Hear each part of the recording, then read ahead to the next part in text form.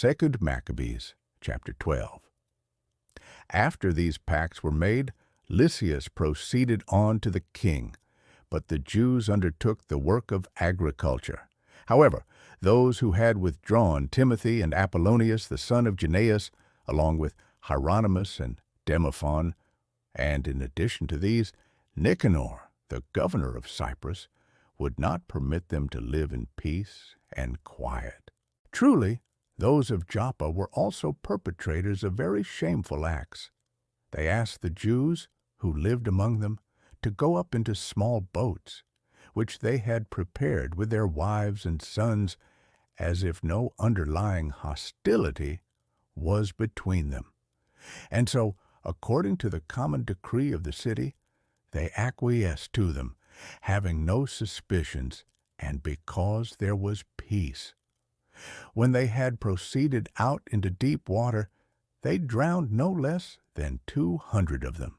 When Judas learned of the cruelty done to the men of his nation, he informed the men who were with him, and having called upon God, the just judge, he went against the executors of his brothers, and he even set the port on fire in the night. He burned the boats, but those who took refuge from the fire he destroyed with the sword. And when he had done these things in this way, he departed as if he would return again to eradicate all those of Joppa. But when he also realized those who were of Jamnia wanted to act in a similar way to the Jews living among them, he went against those of Jamnia also by night, and he set the port on fire along with the ships, so much so that the light of the fire was seen at Jerusalem 240 stadia away.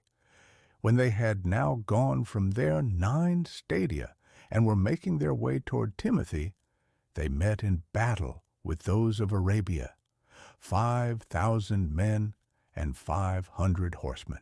And when a strong fight occurred, and by the help of God it ceased favorably, the remainder of the Arabians who were overcome petitioned Judas to give them a pledge, promising to give him pastures and to assist him in other things in the future.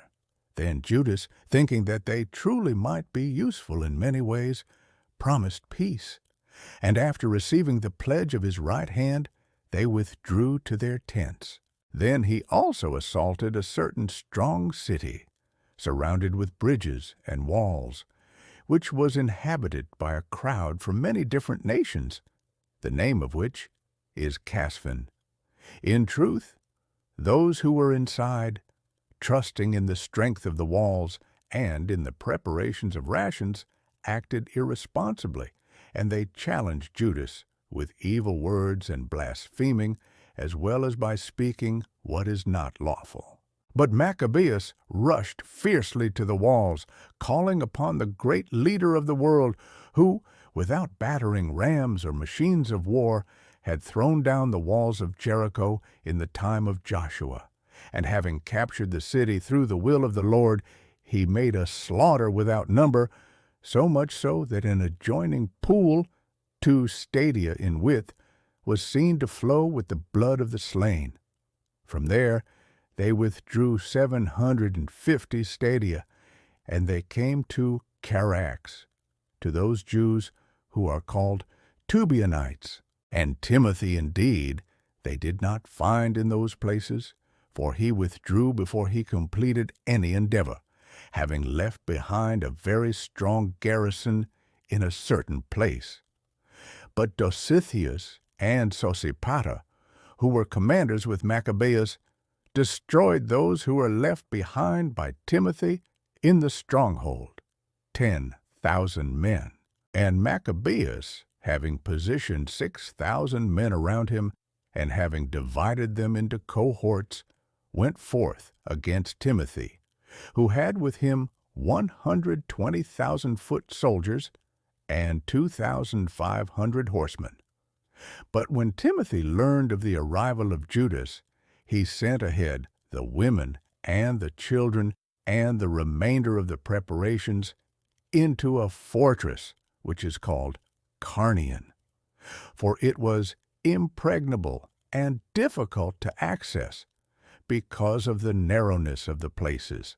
And when the first cohort of Judas had appeared, the enemies were struck with fear by the presence of God, who beholds all things, and they were turned to flight one over another to such an extent that they were being knocked over by one another and were being wounded with the strokes of their own swords.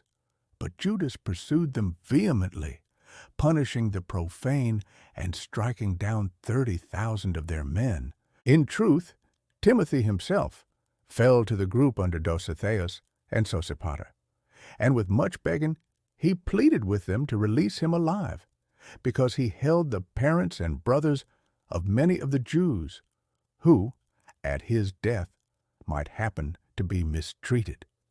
And when he had given his faith that he would restore them according to the agreement, they released him unharmed for the sake of their brother's well-being. Then Judas departed to Carnion, where he slew 25,000. After having put to flight or killed these, he moved his army to Ephron, a fortified city, in which there lived a multitude of diverse peoples, and hardy young men, standing upon the walls, put up a strong fight. Moreover, in this place there were many machines of war and equipment for casting darts. But when they had called upon the Almighty, who with his power breaks the strength of enemies, they seized the city, and they struck down 25,000 of those who were inside. From there they went to the city of Scythia, which was 600 stadia away from Jerusalem. But the Jews, those who were among the Scythians, testified that they were treated kindly by them, and that, even in the times of unhappiness, they had treated them mildly. They gave thanks to them, exhorting them to be kind to their people now and at other times, and they went to Jerusalem as the solemn days of the 7 weeks were underway.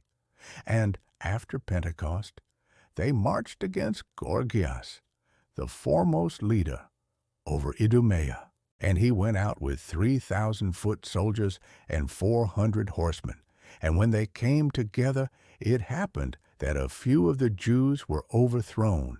In fact, a certain Dositheus, a horseman of Nicanor, a strong man, took hold of Gorgias, and when he would have captured him alive, a certain horseman of the Thracians rushed upon him and cut off his arm. And so, in this way, Gorgias escaped to Maresa. But when those who were with Esdras had fought all day and were fatigued, Judas called upon the Lord to be their helper and leader in the battle. Beginning in the language of the fathers and loudly extolling hymns, he inspired the soldiers of Gorgias to take flight. Then Judas, having collected his army, went into the city Adullam, and when the 7th day came, they purified themselves according to the custom, and they kept the Sabbath in the same place. And the following day Judas came with his own, in order to take away the bodies of the fallen, and to place them in the sepulchres of their fathers with their ancestors. But they found, under the tunics of the slain, some of the treasures of the idols that were near Jamnia, which were prohibited to Jews by the law. Therefore it became manifest that it was for this reason that they had been overthrown. And so they all blessed the just judgment of the Lord, who had made hidden things manifest. So then, turning themselves to prayers, they petitioned him that the offense which had been done would be delivered into oblivion. And truly, the very strong Judas exhorted the people to keep themselves without sin, since they had seen with their own eyes what had happened because of the sins of those who were struck down. And calling an assembly, he sent 12,000 drachmas of silver to Jerusalem, to be offered for a sacrifice for the sins of the dead, thinking well and religiously about the resurrection. For if he had not hoped that those who had fallen would be resurrected, it would have seemed superfluous and vain to pray for the dead. And because he considered that those who had fallen asleep with piety had great grace stored up for them. Therefore, it is a holy and beneficial thought to pray on behalf of those who have passed away, so that they may be released from sins.